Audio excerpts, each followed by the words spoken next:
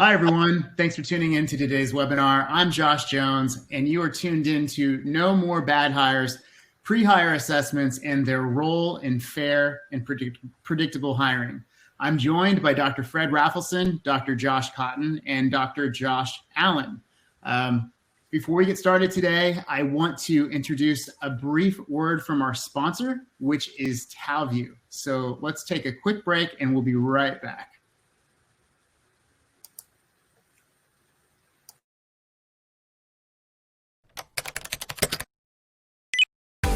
Talview offers an end-to-end AI-powered hiring solution that simplifies and automates your hiring processes.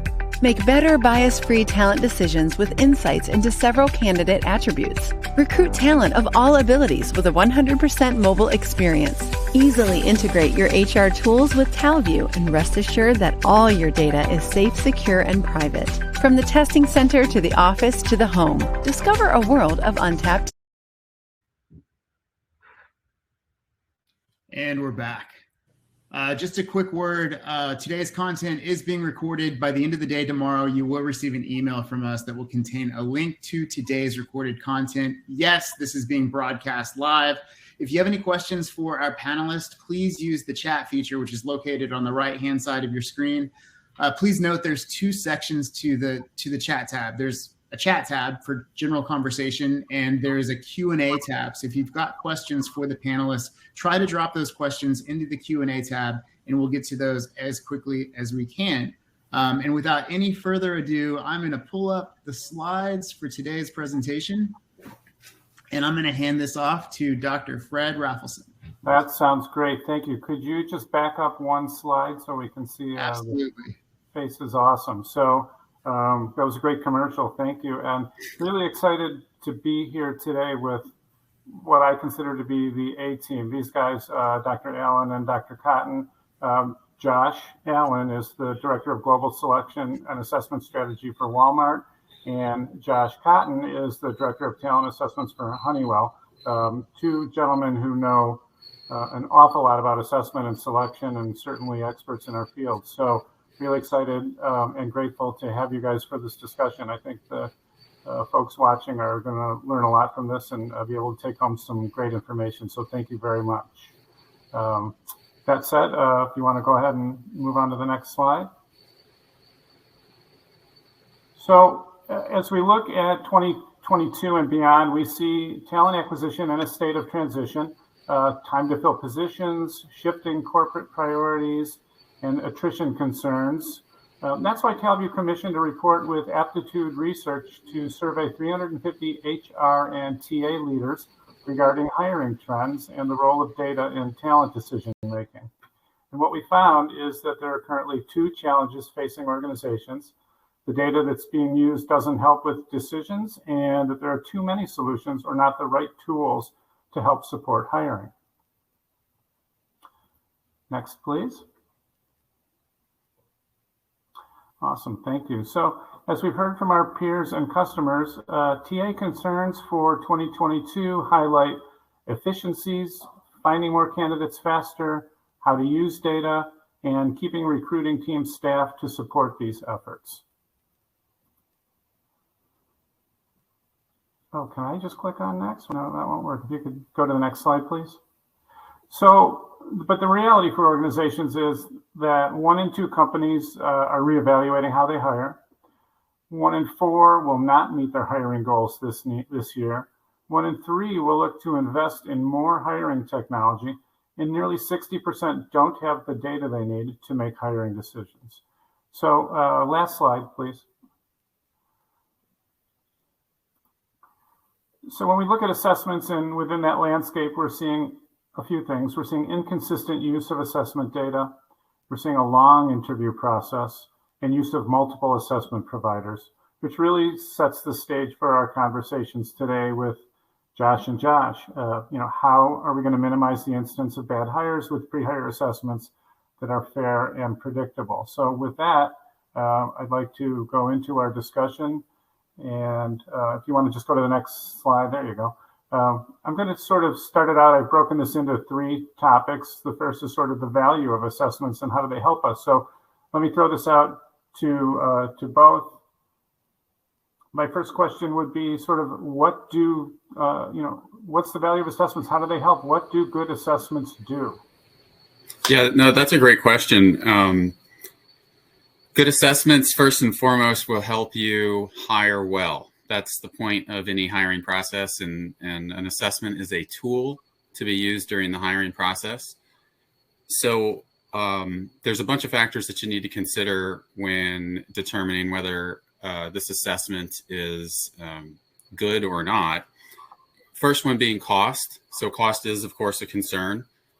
Generally, these assessments can, I shouldn't probably mention this because it really depends on volume, but I've seen them as low as a couple dollars, and I've seen them as high as a couple thousand, perhaps. So first you have to find a price point.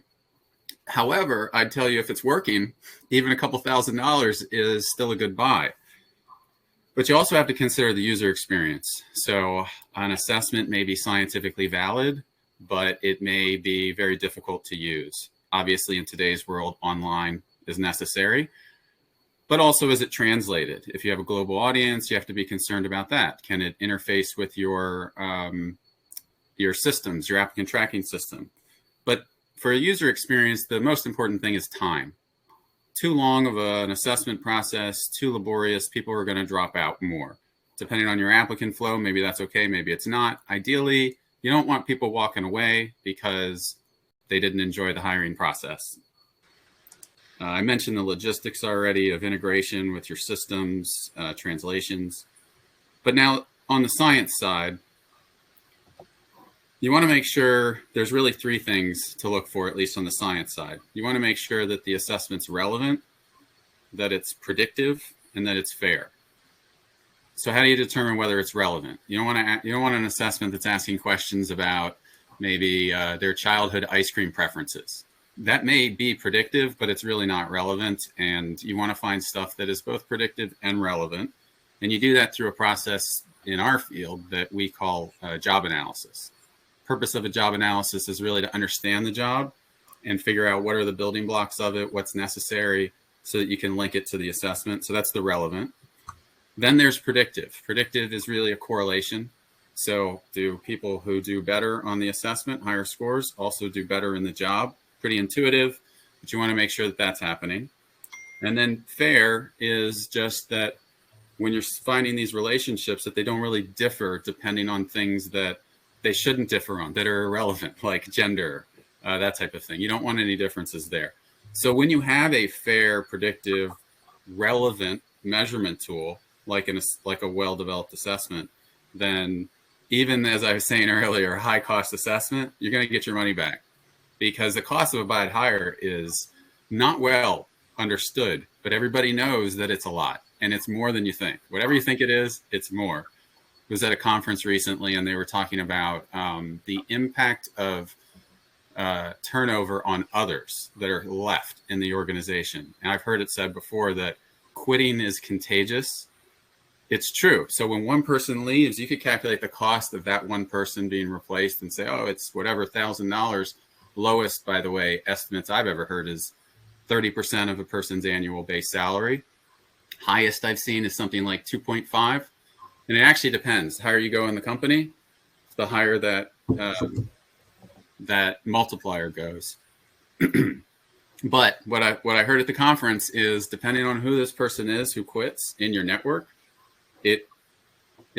that's now predictive of who else will leave. For example, your boss or somebody you work very closely with. That's more likely to trigger multiple quitting. So if you can avoid things like that because you picked the right person, they come in, they thrive, they're a good fit for the culture, the environment, the work, then you've $2,000 is nothing.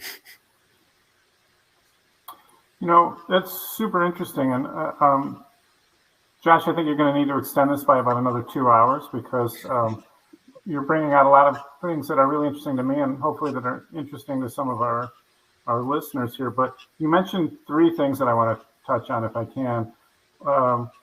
One would be, the original question was, what do good assessments do? And I throw this out to both of you guys. And what I'm really hearing from that is they reduce turnover, which is really costly to two organizations. I'm wondering what else good assessments do.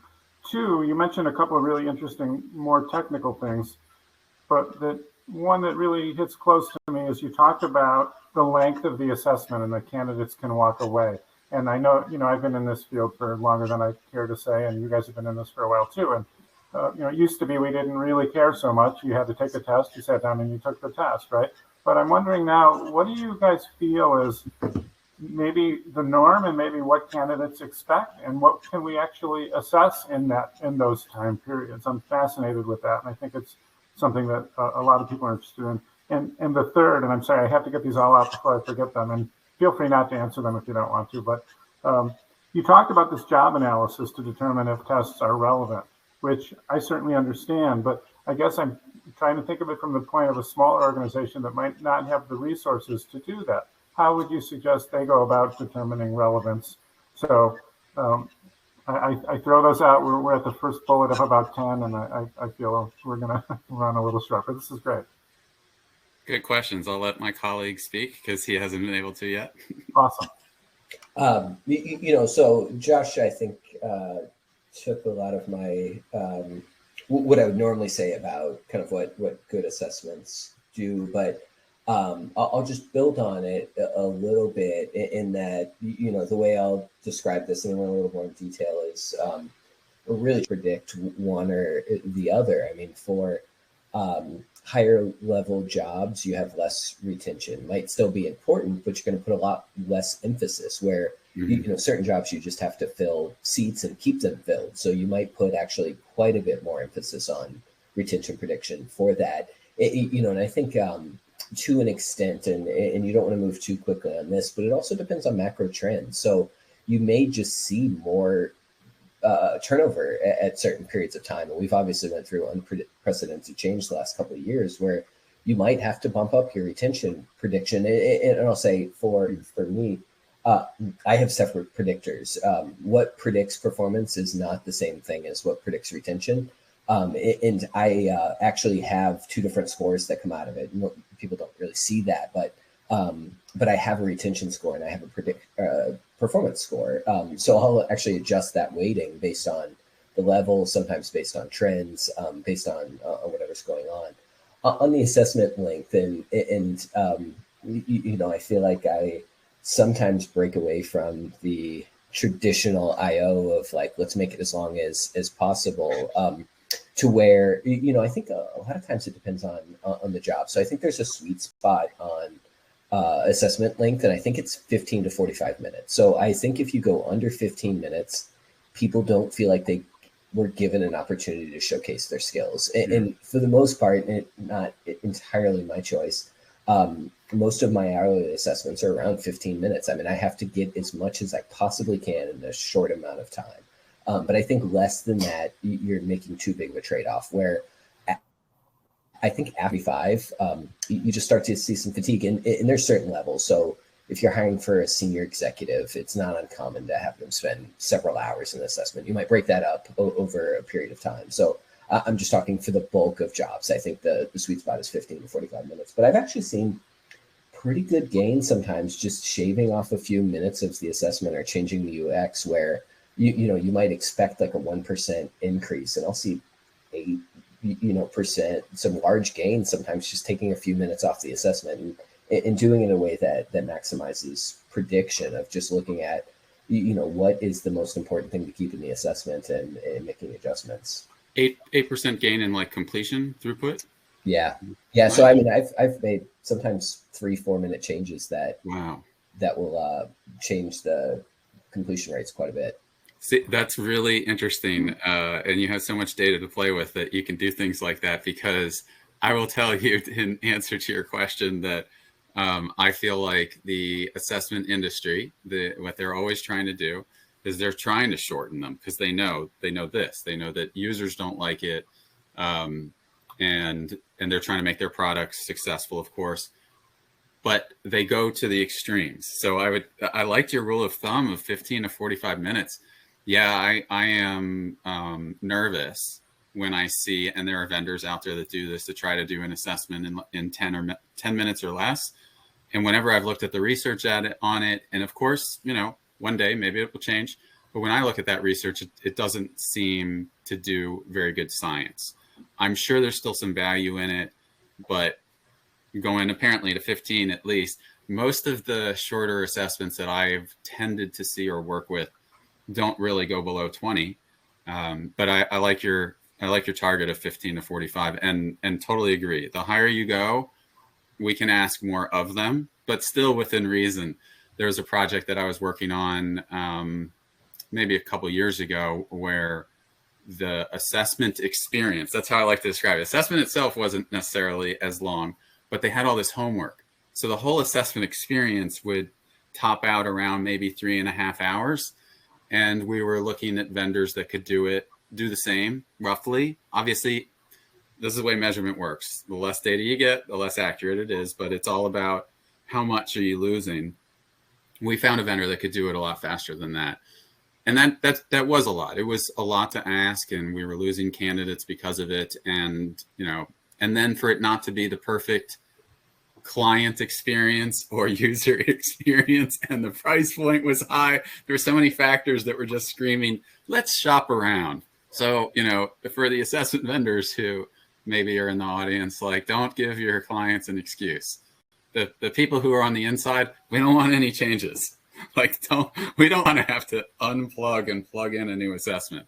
So, don't give us any reasons for that. Just make your products better and better.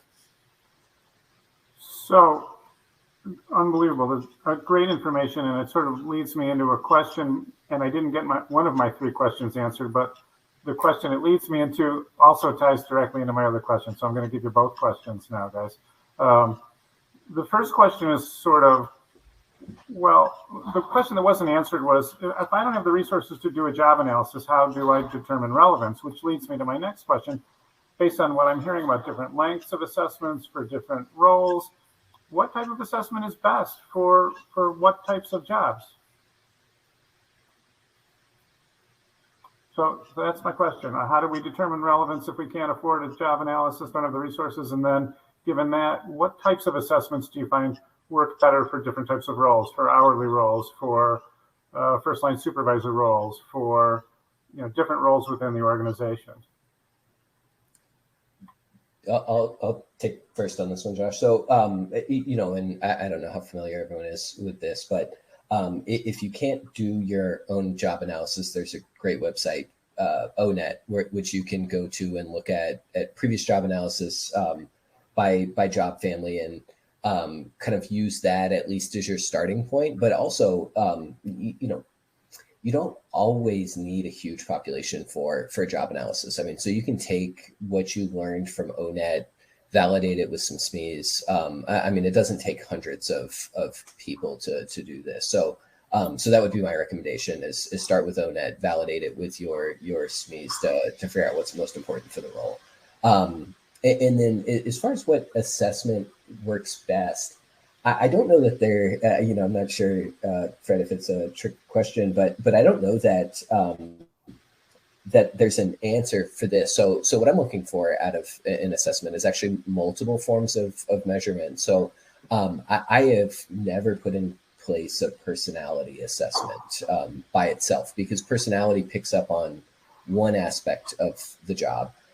When you pair it with situational judgment or cognitive ability or whatever it is, then you pick up on other aspects of the job. So even in my 15-minute assessment, I actually have, I cover everything. So I have personality, previous experience, some numerical reasoning. And I think even if you're doing them in short sections, you're still better off that way by trying to pick up on multiple forms of measurement. What I think changes as you go up level is obviously the scoring changes, where you just might have a different standard. Also, when you look at personality, what's important changes as you go up levels. So I think honestly, the amount of signal. So part of the reason why assessments get longer as you go up levels is because it's harder to predict performance. So I think a lot of times you're just trying to pick up on more as you go up levels, but I don't know that the mode of assessments actually changes. I recommend using as many different measurements as possible for all assessments. Yeah, so let me first start by saying that was not a trick question. Part of the ERE webinar rules are that I'm not allowed to ask trick questions. But I will say that was a fantastic answer, because what I was really sort of looking for are, what are the content areas? It wasn't really so much as what is the method of administration, which I may have been a little confusing when I asked the question. So super interesting to know, and I really appreciate that. I guess my next question would be sort of, and again, not a trick question. What would you guys do, or what advice would you give people as to how to pick a vendor to supply assessments? Yeah, so that's an interesting question. I think there are a lot of good vendors out there. There's also, I think, a lot of new vendors. As this whole space has moved online, of course, that it's been doing that for years. But as the idea of data analytics, AI, is a hot topic right now, all that type of stuff, people say, hey, if we can get some input data, we can make prediction, and now we have an assessment. So obviously, the longer you're in the space, brands come to mind. Although this was a joke in one of our discussions prior to the going live, there is some degree of we know people in certain organizations, and so we trust them. But what you want to do, in my view, is you want to look to see how robust their science is. That's one of my first go-tos. All the other points that I mentioned before are all relevant. There's cost, how can they scale depending on the size of the organization. So can we use them in our company, whatever our company is. But then beyond that, the real hard part is determining whether this is a real assessment. Is this really going to work? And it is relevant to me. You want to see the sample size. If you're going to use it on executives, this is very, very tough for vendors because executives are hard to study. If you want to use it on executives, did they do that already? If you want to use it on hourly workers, did they do that already? Beyond that, I recommend that people speak with the scientists. So of course you're going to talk to the salesperson, and the salesperson, I can already tell you what they're going to say. This is the best thing. This is great. We've got lots of customers. They all love it. And we're very competitive. So that's not going to help you differentiate services. But talk to the people with the PhDs. They generally are trying to tell you exactly where they are, where they're not. And if you can, get a third party, whether it's internal or external, to help assist you. I've seen organizations do that, where they hire a consultant organization to support them in their evaluation process. Their evaluation of who to pick, and then maybe even evaluation of, is it working? So that's a way that organizations can get extra answers. And then if you go to www.SIOP, that's SIOP.org, there's a lot of science-based answers there that are meant for public consumption. So you could find some answers to your questions about good and bad, what to look for in more detail there. Super interesting. You mentioned, one of the possible things you could do is to hire consultants, and possibly they could help you determine not only what vendors to work with, but are these assessments working? I'm curious, super curious, and you guys have both said a lot about, predicting performance and tenure. How do you know if an assessment is working for you? I'll take first pass at that one. So, so there's a couple different things that you can look at here. One is doing a validation. So there's kind of two different, predictive validation, or, so criterion validation, actually seeing if it predicts something important.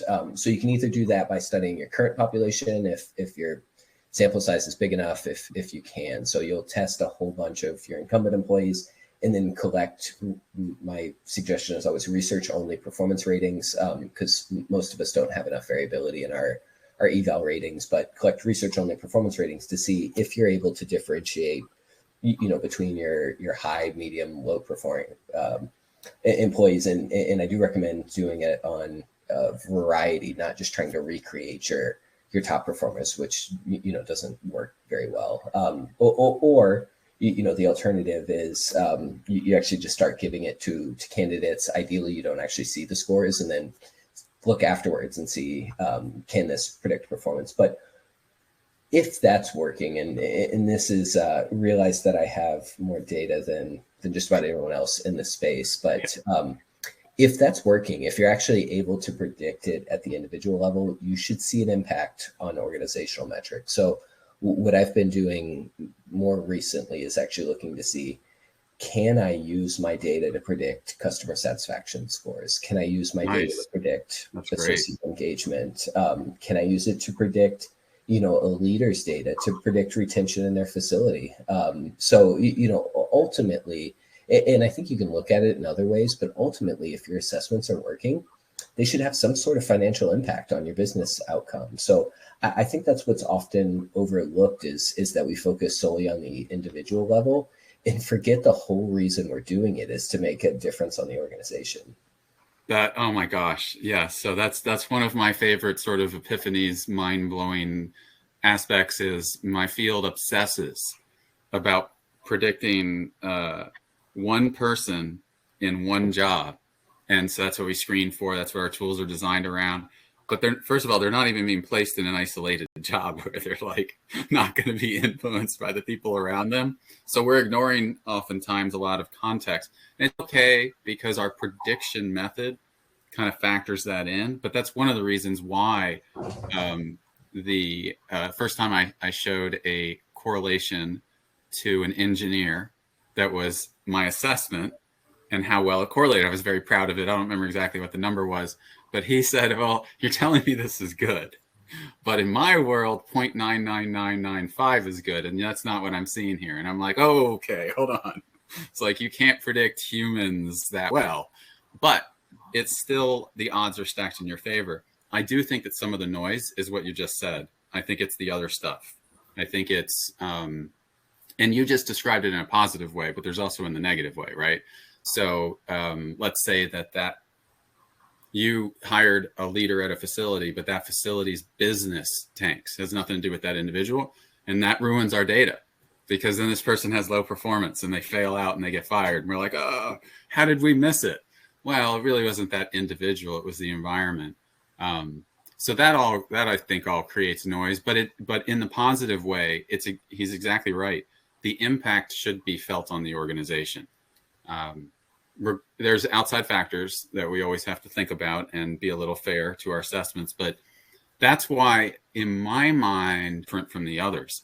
That's a tough question. I mean, I would say it's somewhere between 3 months to 2 years or less. But I mean, by the time you get really past 1 year, it's not a hiring decision anymore that influences that person's job performance. It's, what do we ask him to do? What tools did we give to him? All that stuff matters as well. But yes, if it's not making your company more money, and sorry for the HR people who are listening, it's hard to link that, but we really need to do our best to link that. You're working with us. One of my favorite is to work with sales organizations because they bring in dollars. So if you do a better job, the dollars should go up. It's hard to measure that in HR. It's hard to measure that in finance. Sort of the mistakes go down, but I mean, are they even counting that? I mean, super information and, makes perfect sense. If employees fit and they're driven and they're engaged, they should be increasing the bottom line. And I'm sure everyone would agree with that. So, because we only have 6 hours for this discussion, I think I'm going to possibly move on a little bit.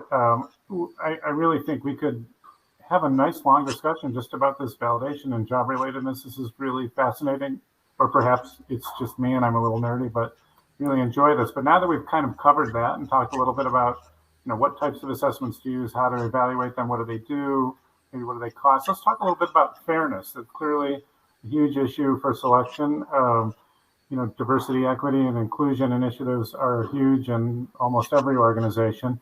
I guess, how do you guys, I'm going to leave it really wide open, how do you even approach the topic of fairness? I don't quite even know where to go with questions. I've got a couple burning things that I got to say about this topic. So first of all, it's sort of one of the noble aspects of my field is we try to ensure that. And it's fun. It's cool. I'm glad that we do it. But, you know, we do it for the right reasons. We do it for sort of the moral, ethical reasons, but we also do it because it's good for the business. If you have a hiring process that is picking one particular group over another, it may not be an accurate hiring process.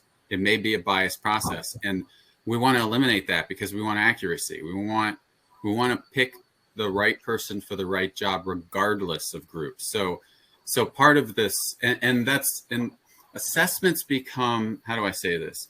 Assessments become sort of a target to measure whether a hiring process is fair or not because there's data. It is, when done well, most reputable vendors, it's the least biased part of your hiring process, but it gets the most attention. And so there's the two things I want to say is, number one, well done. This is removing bias from the system. Number two is there is a bias against assessments. There's a general perception out there that assessments are not fair. Honestly, resume reviews and interviews are not fair. Job postings sometimes are not fair. The assessments are, it's the same set of questions. Everybody gets it. The scores, you know, people look at the data to ensure that group differences don't exist. It's hard to do that on interviews. It's nearly impossible to do that on resume reviews. So there's bias in the hiring process, 100% agree. But assessments are like the place that we've squeezed most of it out of it.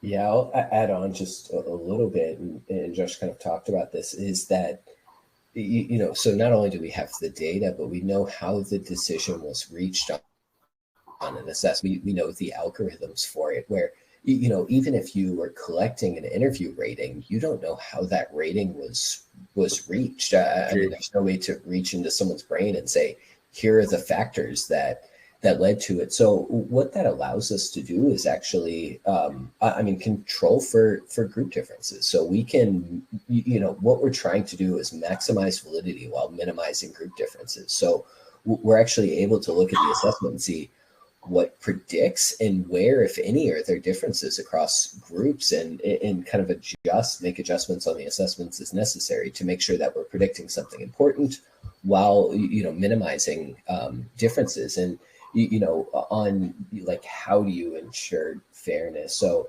and I won't go into a lot of detail here, but if you're not familiar, just kind of look up adverse impact and the analysis that you would do on that, and make sure if, you know, and kind of going back to the vendor conversation, if you are using a vendor, make sure that they're doing these analysis for you. I mean, Yep. And honestly, shouldn't have to wait until you might have to give them your demographic information, but don't wait, you know, until you're like asking for this. Like, ask it in the evaluation process of like, you know, what are you doing on adverse impact analysis, ongoing analysis, and you know, again, going back to the vendors, ask for those analysis before you make your decision. So if they don't have that data, that's actually a red flag. So ask for their adverse impact analysis before you select a vendor.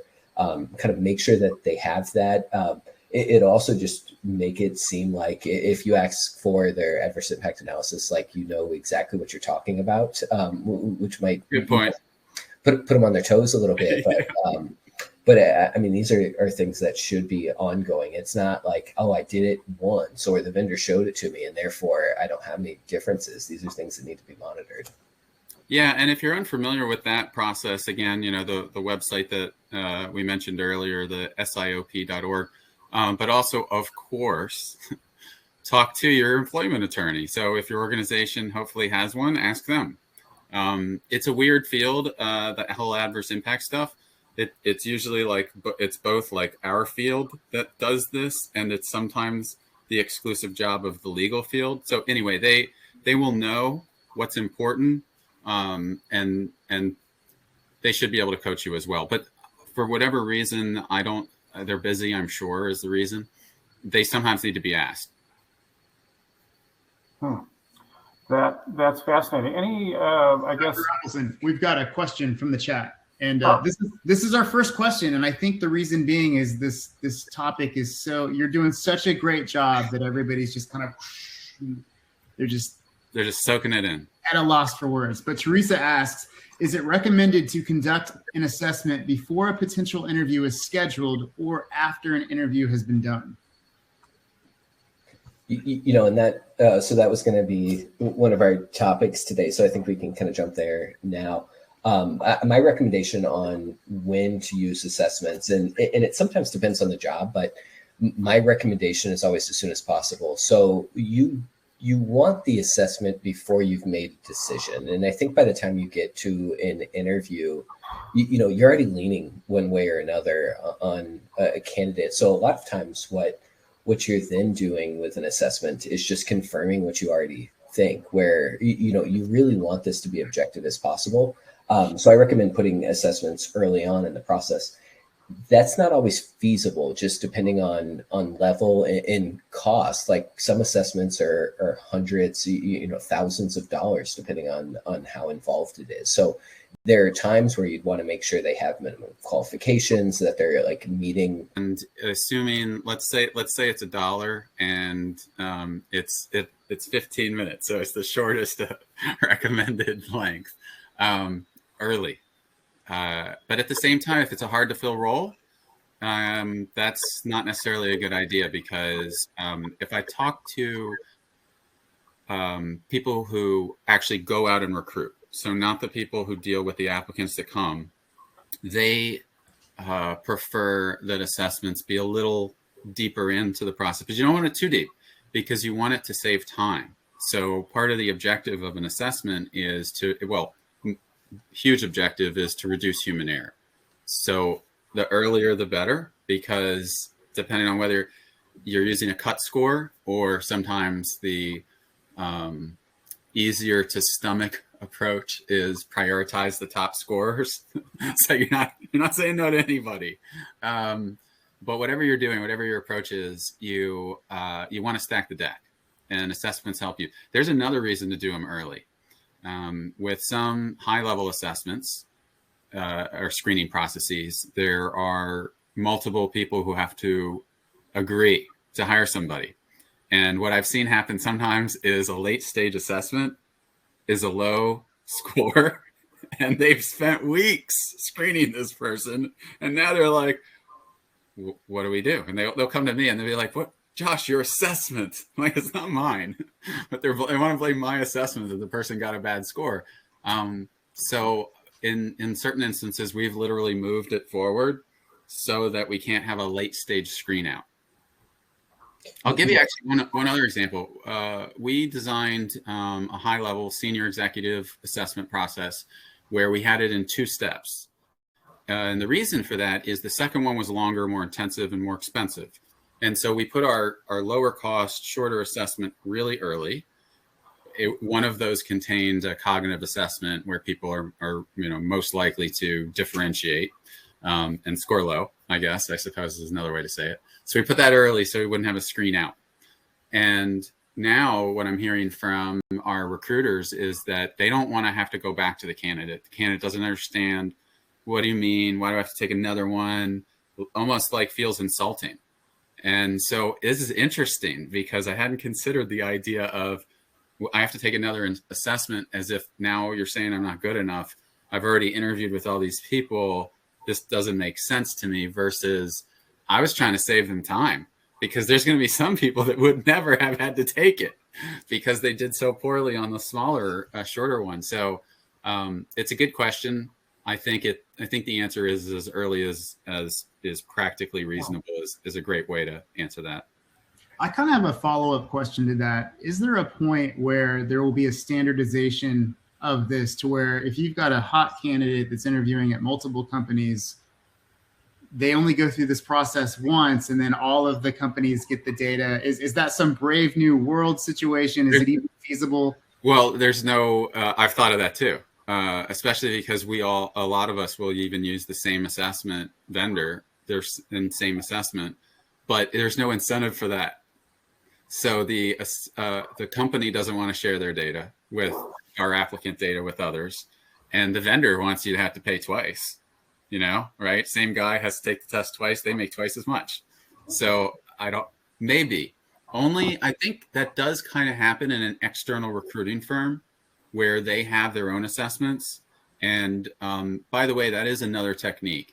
You technically, I don't know how this works exactly, but when we have vendors that screen our applicants for us, we usually then, of course, put them through our own process. But some companies, they might not have assessments if they can just use an external recruiting firm to do all that for them. And then in that case, it is shared data. What do you think, Josh? So, it's an idea that's come up a lot over the last few years. There's at least one vendor that I can think of that does exactly that, to where they'll actually take the score from the assessment that's used across multiple companies. So I think it's probably going to happen a little more often. I won't even get into the concerns. There are some concerns with that. Particularly, well, for me, where everything is customized, my scoring's customized always. Like, we have a big enough population where everything's normed for us. But I think it's possible, and it's something that assessment companies have been kicking around for a while. Really interesting. Yeah. So and then Josh, I'll kind of skip to the chat just because I was going to talk about this a little bit, but. So somebody's saying, are you advocating for an assessment before they speak to a person? So for the most part, I would say yes, but not for every role. I mean, as we kind of said there are some caveats to when you put the assessment in. So like, obviously, if you're recruiting passive candidates, it's not like, hey, you may or may not want this job, but here's an assessment. And you're probably not going to have great responses there. Like, some jobs have to have a person kind of explain them the process. But for like anything high volume, yes, the assessment should come at time of application. So I think it really just depends on what the job is, where you put the assessment in. And one other comment that I didn't get to make is the assessment can actually provide valuable data as you do your interviews as well. So there are custom interview guides that can be built on the assessment depending on how you score. There might be areas that you need to probe that are opportunities. There might be areas that are strengths that you might just want to see, can they build upon this? And grad school days, and there would be the point where we got to a chapter on industrial organizational psychology. And one of the things I used to tell them is that an assessment done right is in the applicant's best interest. So even if it says no to you, which nobody likes that and everybody would disagree with, if it's done right, they could have just saved you. I mean, again, back on the ethics topic, I feel like it is the company's responsibility to figure out whether somebody's a good fit. And what I hate to see companies that move people around and bring us somebody who's successful out of their current role. Maybe they've been with this company for 10 years. We recruit them away. We bring them to our company and they fail. And we moved them. And I would feel horrible. The more of those cases, which are always going to happen, I feel bad. So what we're trying to do is we are trying to help the applicants get in the right roles because it's in our best interest, but it also happens to be in theirs. So early is good. And really it has to do with applicant perceptions. If you've got a giant applicant pool where you've got like 1,000 people applying for a job, every job that you post, then, put it early, screen them out. If you've got 3 applicants for your role, it's been open, 3 viable ones. It's been open for 3 months. Talk to them, tell them everything you can about the assessment, how great it is, how much we really want to know you and know you better. And that's the other thing I'd say as an applicant, the assessments where I felt like they were appropriate for me, where I felt like it was a good opportunity to demonstrate, and interviews where I felt like they asked me the right questions. I enjoyed it because I felt like I was a good fit, and this was my opportunity to demonstrate that. So getting to know people through the interview process, if it's communicated well, I think it can be a very pleasant experience for an applicant rather than what it most often feels like is you're just a number and you're lucky if you get a call. Dr. Cotton, I really appreciate the fact that you mentioned that, because I think coming from a recruiting background, you hear of these candidates that might get that reputation of, oh, that's a bad candidate or whatever. But a lot of times you've got situations where you've got somebody that was put in the wrong seat on the wrong bus, and it's not really about their aptitude or abilities. They were just, and to your point, if you extract somebody from an organization where they've lived for 10 plus years, and then you throw them into an environment where they're destined to fail, it's pretty crummy for everybody involved. So to your point, these assessments should be protecting everyone involved from those situations. Exactly. Yes. In fact, there was a study, this is slightly similar but different. I mentioned it before. There was this study of financial traders like on Wall Street, and people who had a really successful year and they'd get hired away. And what they found was the people who got hired away by themselves versus the people who were able to bring one or two people with them. The people who were able to bring one or two people with them did much better in the second environment.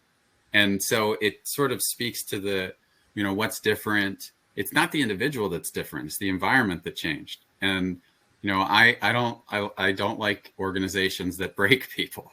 It's like, we know this is a difficult job. We're going to hire them anyway. Like, I don't think we at least need to give them realistic job preview, put a bunch of assessments in place, good job interviews so that we can find the people who, some people in life seek challenges and some people want to coast. If it's a job that requires, somebody who seeks challenges, look for those people. And by the way, don't put those people in the jobs where they're going to coast because they won't like them either. Super interesting. I mean, we could go in a lot of different directions with all this. This was really good information from both of you. I guess a couple of things that kind of jump out at me was this whole idea of, when to implement the assessments and then how candidates fit. And now I see another question on the chat. Do you allow candidates to see their assessment results regardless of the decision to move forward? I guess it all comes down to sort of communication is one of the things I'm wondering about. How do you talk to stakeholders about assessments? How do you talk to candidates? How do you talk to other recruiters and HR and hiring managers? You're dealing with very different perspectives throughout the whole spectrum, and how do you manage that? So, and I think the answer kind of depends on the audience. I'll start with candidates. So, this is something I've been doing more of, not necessarily for every assessment that I have, but putting together like one-pagers to help them prep. Like, you don't want to give people the answer, but similar to the way I explain interviews is you want people to succeed. So, you're not coming in there with trick questions, whatever it is. Like, you want to give them every opportunity to succeed and kind of show you that they can succeed. So I think it's the same thing on setting candidates up for success on assessments and kind of letting them know what to expect. As far as giving them their scores, the short answer is probably not. That's just generally not done. And when it is done, so you probably just won't give people the scores, because as soon as you do that, it basically takes out the integrity of the test, because you can back into whatever the scoring mechanism is for the assessment. So you're not going to give candidates their scores, because then, if they take it again, if they explain that to people, they'll know what to do next time. So I think it takes out the integrity of the assessment. More and more, you're seeing some sort of value given back to the candidates. And, this is happening on, like, you might give them some personality strengths or whatever. So, I think that's probably being done more. And I'll say on my side, at least for internal candidates, we'll give them reports back on here's things to work on. Here's kind of what you do well. So I think depending on the type of candidate, you might give them more feedback than others, but for the most part, you're not going to give them their results. So everyone else, so on the organization side, what I'm trying to do there is, so I'll say I have like a deck for any question. And like before anyone asks the question, or as soon as they ask the question, I'll just be like, here's a deck. And one, it saves me a ton of time. But also it just shows that I've thought through these things. I know what questions they're going to ask. And occasionally they'll catch me off guard, but I'm trying to streamline everything I do. I've got a small team. So I actually have a ton of decks pre-built with whatever question you might have. I'll also, on the internal side, I'll let people take the assessment, and I'll say under the condition that it's unscored, and I'll usually do them one time because I don't want them just forwarding the assessment to anyone. And the reason why they're unscored, one, it doesn't do anyone any good to give scores. So if I have my CEO taking the cashier assessment and he's like, I failed it, it's like, you'd probably not be a good cashier, to be honest with you. So it really, it doesn't do any good, but I'll say I'm kind of unique that most of my assessments are custom built. They look exactly like the job. So when I send people the assessment, you know, they're like, okay, I get it. Like, I see what you're trying to do. So it's one of my strategies of how I communicate that back to the organization. Man, there's a lot. I gotta, this is, so first of all, pre-built decks, good idea. I need to do that more. I do have lengthy FAQs, but I don't have pre-built decks, and I could definitely do that. So I think I'll start doing that. For giving candidates feedback, I think the key word there is candidates. So in general, I don't think you should be giving candidates feedback at all, other than, hey, you're progressing, people, they like what they're hearing, you seem like a good fit. Once the hiring action is closed, I do think things change. For internals, the feedback absolutely, I think, is helpful. But the way I like to do it is I don't like to give them any sort of scores that are directly aligned to the hiring scores. So what I would like to do is give them some sort of relevant feedback that is, it's relevant for the job, it's relevant maybe for the organization, but it's not, you know, it's not like, oh, you got an A on this section, a B on this section, a C on this section, because then, yeah, they're going to game it. But there are internals, right? So what can we do with this information to help them? More and more, I think that lots of companies will do that, especially if we make them go through an assessment. Now, there's a problem with internals. At least this is what I'm seeing. But in general, these assessments are all calibrated for people who are trying to get a job. And the people who try the hardest to get the job are most interested and have the highest, we call it a threat, but it's kind of the highest risk, which is they don't know me from anybody. They've got my resume. There's maybe been one interview. Now I'm getting this assessment. Okay, they're like eager. I'm going to do really well in this. Internals don't feel the same. They're like, hey, they know me. I've been here 10 years, right? I'm a shoo-in for this role. And it's a little more, okay, I'll be honest. I see scores on internals sometimes be more unusually low than our externals. So anyway, that just came to mind. In terms of giving feedback to an external candidate, that I think is, so most of the vendors would say, no, don't do it. From a risk perspective, no, don't do it. I do wish that there was something we could do. I wish that there was something we could do that didn't expose the test for gaming, doesn't expose the company for risk, but still tells them something. Like, I don't know what we could do, but I would like there to be a solution to that problem, especially in the GDPR world where we own our data. And although we don't own our data yet in the US in most places, it's coming. And just sort of, you know, what could we tell them? I don't know what it could be, but yeah, generally most companies won't do that on assessments in particular. You know, I see we only have a couple minutes left, so I want to kind of switch gears a little bit, although I think we could talk about the candidate pool, maybe very high or very low.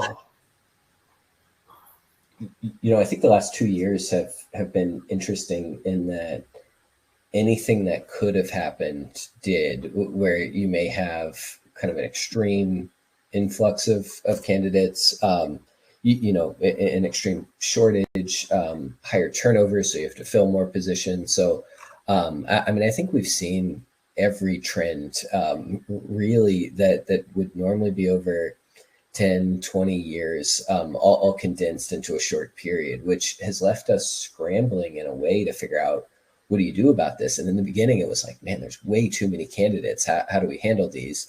And then it was like, we don't have enough candidates. How do we handle this? And I think, you know, to small extent, things have normalized just slightly to where it's not these crazy extremes happening. But I'll kind of realize we're coming up on time, but I think you have to look at your practices. So how long assessments are good for, when people can retest. Do you have to shift your banding of assessments? How many people are getting screened out? How many people are scoring at the top?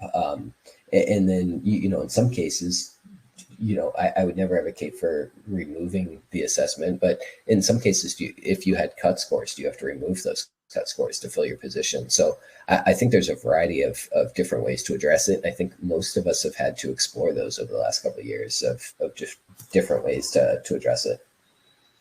Yeah, I would just echo all those things. Good, well said. I think we're about out of time. Dr. Robinson, Dr. Cotton, Dr. Allen, thank you so much for taking time out of your busy schedules to make today's presentation possible. Big thanks to Talview, who without their support, we wouldn't have been able to put together today's webinar. And everybody out there in the audience, thank you for tuning in. If you want to get involved with our webinar program, please reach out. If you've got suggestions for topics, I'm all ears. And if you want to participate as a presenter or a panelist, let's touch base. And with that, we are out of time. So I'm going to go ahead and draw this to a close until next time. Thanks, everyone. Bye. Thanks so much, everyone.